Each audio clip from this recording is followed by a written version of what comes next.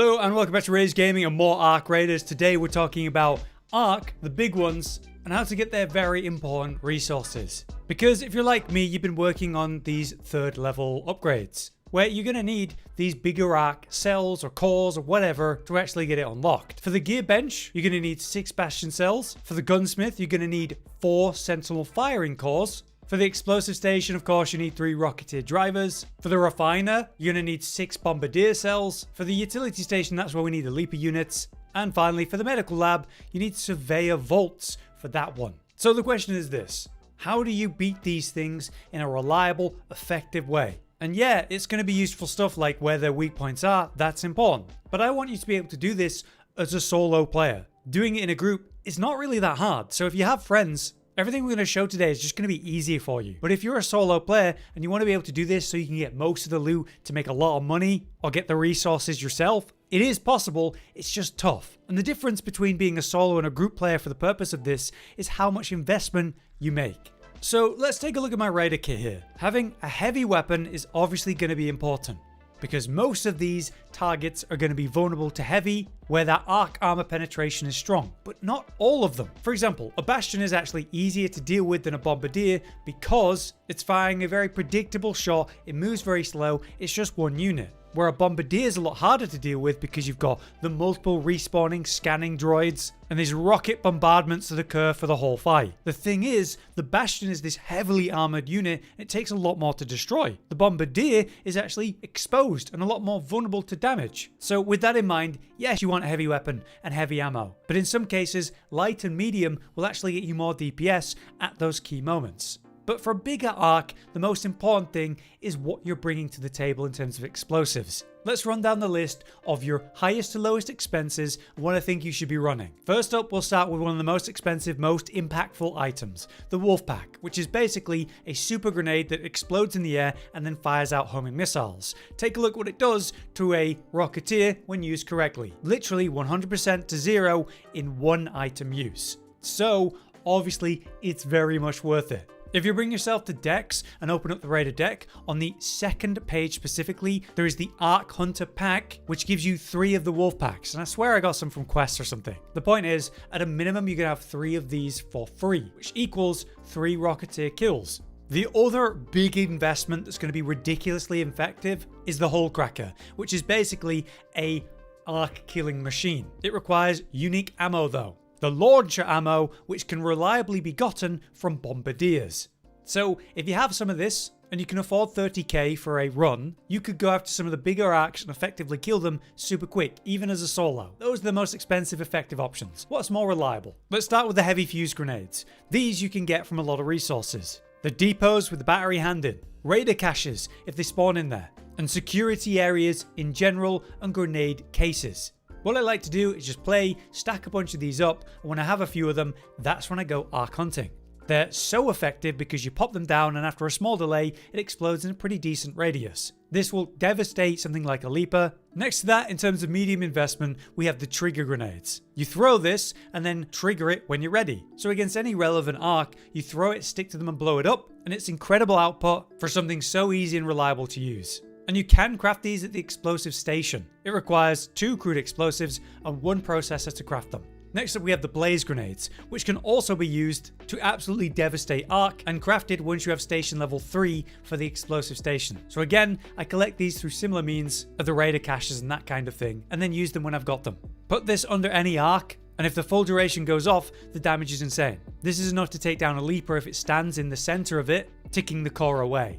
Next we have the showstoppers, which are a 10-second CC on arcs and reliable against even the big ones where the hornet drivers are less reliable. This is going to be particularly relevant against the arc that you're struggling to deal damage to. Your alternative to that will be the hornet drivers, which obviously you get from defeating hornets, but it is unreliable against the bigger arc in my experience.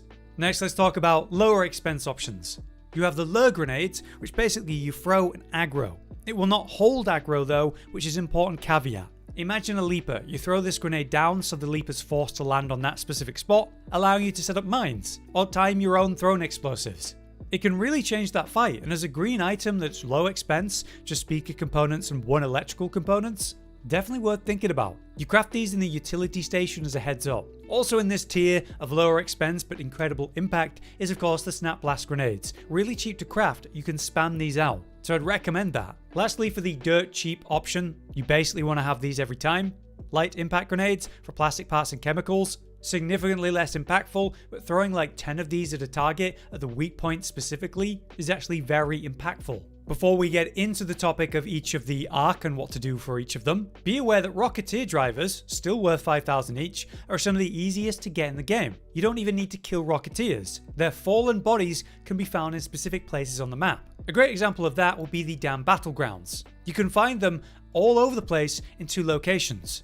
In the swamp, specifically the old battleground, you'll find a pile of them to loot there. Bring yourself over to the Red Wastes, the Red Lakes, and you can find them all around these 2 islands as well. On top of that, you can find extreme amounts of them if you're lucky, if there's a husk graveyard event on that map. Extra amounts of them spawn, so you can absolutely spam them. You get the Rocketeer drives you need for the workshop upgrades without actually dealing with them directly, or just make fantastic money, by the way. Josh had this run where he only did this and came out with over 100k in value with no combat. That's pretty incredible. So let's get into how you take down and find each of the important targets. Initially, hornets and wasps are something I'm only going to briefly mention. You find them all over the place. I don't think you're going to have an issue with this. Wasps have no armor, so light ammo can destroy them. Hornets do, but only in the front side, so attack the back turbines. We probably all know this. Just remember to kill the hornets when you see them to take their AoE stun drive, if you're going to go after other arc. And you know, wasps, their drive is really strong. Check out this clip on Reddit. This guy set up like a pile of 7 of them, then aggroed a leaper and shot them once it landed on them. This did like 95% of his health in one blow. So don't sleep on that. Let's now move to 2 other targets that are also very common that I'm not going to worry about too much. Pops and fireballs. Pops roll up to you and explode after like beeping red like crazy.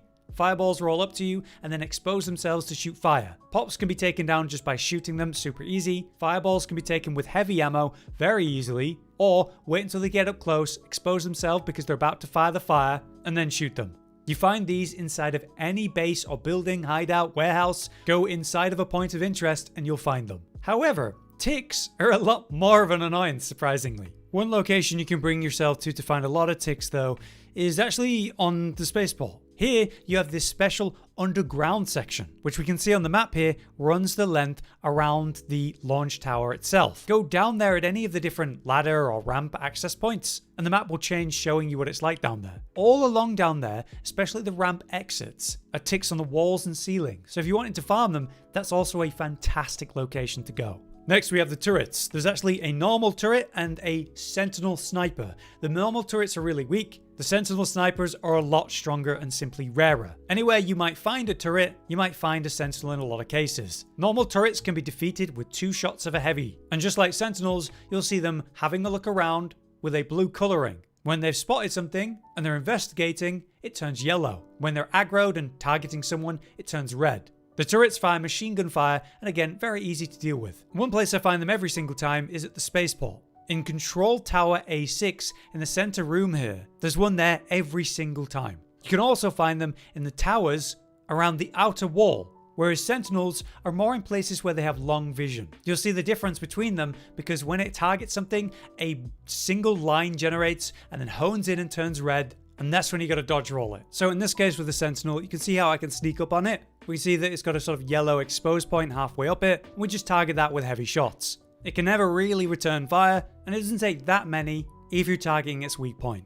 An easy open spawn for one is actually here on the damn battlegrounds. At the southern eastern point of the research administration building, there's a metal staircase that leads up into the building there. One spawns here as a turret or a sentinel. So if it's a sentinel, you can stand under the metal staircase and easily peek shoot it, reload, and do that again until it dies. It'll drop down to the ground to you, you can grab it. This is a great way to get your 4 sentinel calls. Next we have snitches. Snitches are, well, pretty obvious. You see them from really far away, scanning the ground. My advice for this is just run around the map looking for them. If you're too slow to actually kill it, it summons ads, as you know. A super easy way to kill it is to break off 2 of the 3 circular platings around its frame. That brings it down and it blows up. But now we gotta talk about surveyors. These pesky things are unreliable because they roll around so fast and move around the map a lot. However, there are 2 places that I seem to commonly find them.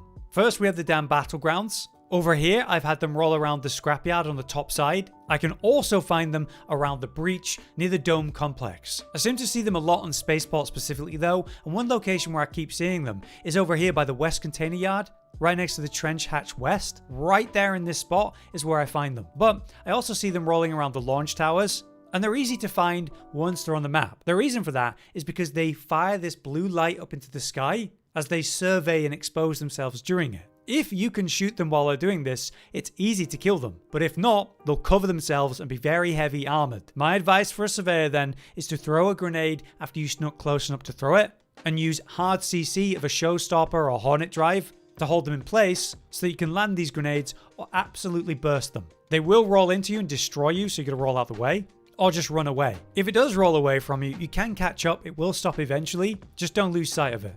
Now let's talk about the bigger arc. For this, I strongly recommend you run a heavy weapon in most cases. In group play, you can use a pile of medium ammo style weapons and dump rounds into the weak points while someone else has the aggro, but in solo, you need the heavy ammo and the heavy damage, and you need to invest more personally. For this, I recommend a level 3 or higher ferro so you can have the good uptime. Or you could run an anvil, since it's able to fire 6 times before it has to fully reload. Let's start with leapers. They leap to a target and then explode with kinetic energy after a delay. I'm able to find these consistently on the damn battlegrounds. You can find one in the old battleground. You can find one by the extract of the water treatment elevator. You can find one over by the Red Lakes balcony here, patrolling in this area. And you can find one patrolling around the Red Waters over here as well. These things are heavily armored. Don't really worry about targeting the legs. You want to target the eye, the core in the middle. The key to defeating these is using the environment to hinder its movement. If there's even something you can stand between that it can't squeeze between itself, then that's fantastic. You just have to be wary of the kinetic explosion. Look at how I killed one with a level 1 ferro all by myself by kiting it around a large object for line of sight. Or just tucking yourself inside of something that again the leaper can't fit in. The only issue with this is that it'll take a bit because, firing heavy ammo one at a time. Explosives on the head, blaze grenades, or otherwise do a lot of work against these things. Next we have bastions and bombardiers. These solo can be very difficult, but the reward is hilariously good if you get to loot the whole thing on your own. It breaks up into many parts to get lots of loot. Easiest place to find these will be the buried city, in these grassy exposed square areas especially, or by the Plaza Rosa extract in the center at times. Using the rooftops against bastions is incredibly effective, but against bombardiers you need cover. Part of this is why I prefer spaceport for hunting these things. Down here at the southern point, by the vehicle maintenance, container storage and control tower, you can have 2 of these patrolling around, going up these main streets and along the roads themselves. Another spawn on this map is the trench, patrolling up and down towards the launch tower, towards the trench hatch west or east. In my experience, there's been 3 on the map every single time. 1 of them seems to spawn as a bombardier, 2 as bastion. That's how it's been for me anyway. For damaging these things, I recommend blaze grenades and heavy grenades especially. Because they're big units and slow, you can reliably get max value out of these kind of area grenades. They're not going to move out of them that quick. I would recommend lure grenades to force them to turn away from you. They have a weak point on their back as well as weak points along their knees. If you break the knee weak points, it stuns it for a bit, which allows you to get to the back. Just dumping nades into their center does the job anyway. Let's talk about Bastion initially. It's a machine gun firing monster, again yellow joints, and a battery at the back that you want to target. If it focuses one player, the other 2 can just spam it, breaking the knees to stun it, or shoot the back. This is really easy in a group. However, solo, you need a bit more investment. Here, I attack it from a roof, because then I can look down on it and take cover easily. As a warning, I threw 4 blaze grenades at once, and the last 2 it kind of walked out of. So maybe use these a bit more sparsely once it's stable. But dropping 3 heavy grenades on it was easy. At which point, it was already on fire and very low, so I went down to the ground and fired a few weak shots to the weak points, and that finished it off no problem. I think a bastion is not that hard to deal with if you invest properly. But a bombardier, different story. They're actually easier to kill if you can attack them. But the problem as a solo player is that, with the spotters attacking you and it firing bombs at the same time, you don't get those opportunities. So if you're going to solo kill a bombardier, I strongly recommend a showstopper for a hard CC, then you kill it within those 10 seconds pretty well. Since it's not as heavily armored as a bastion, you can absolutely destroy it in that brief window. So don't undercook this. Go hard, bring more snap blasts than you need. You could have like 6 to 9 of them, plus some other explosives that you must basically dump onto it while it's stunned by the showstopper, and then you basically remove the threat of this fight. As a solo player as well, you need to end this before it draws other player attention to you.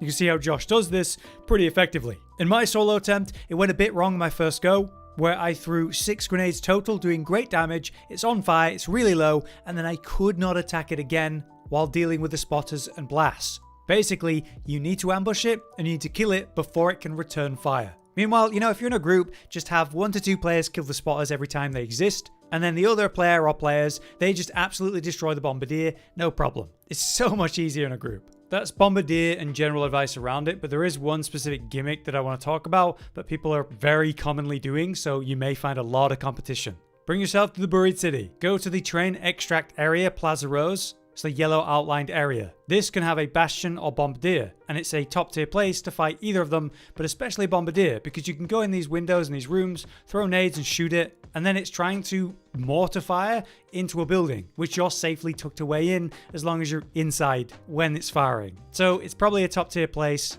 A lot of people are talking about this right now, and currently every single time I go onto this map, I hear people doing exactly this. So it's very popular. We just wiped the other team just to show you this. Last up, we have the Rocketeers. They're hard to miss. On the damn battlegrounds, there's so many locations for them, like the extract at the Red Lakes, sometimes by the water treatment extract, often by the generator hall extract, and one patrols around the top of the control tower as well. If you're solo, this can be a great option. The alternative to that will be going to the testing annex and fighting the one there, going inside and firing at it from the windows, giving you easy fire at it and great cover. As I said at the start though, the reality of fighting Rocketeers, it's very dangerous. One single well-placed wolf pack will kill it. So if you need those drives, I recommend this. If not, do the Husk Graveyard event and farm the Rocketeers on the ground, so much easier. If you must fire directly, use heavy ammo and fire into one turbine at a time. Stick to the front two. Once they're down, it'll go to the ground and you can destroy it. But yeah, that's my overview of how to farm all the different arcs. Obviously the Queen's a different story, and we may do a video on just that in the future. I hope this guide to being able to take down all of these solo is helpful, and if it was, do drop a like. If you guys have any other information or advice, let us know in the comments. And if there's something you'd like us to talk about next, let us know. Until then, I've been Hollow, you've been you, thanks for watching. Josh, Cotton, and Hollow with the videos, dropping the humor like a hammer on your tippy toes, bringing entertainment on a daily arrangement to take our insanity and turn it into entertainment. Yes, I said entertainment twice, to reiterate that it is nice to look into your faces on a mostly daily basis when you let us in your homes to make the whole world a stage. Goodbye.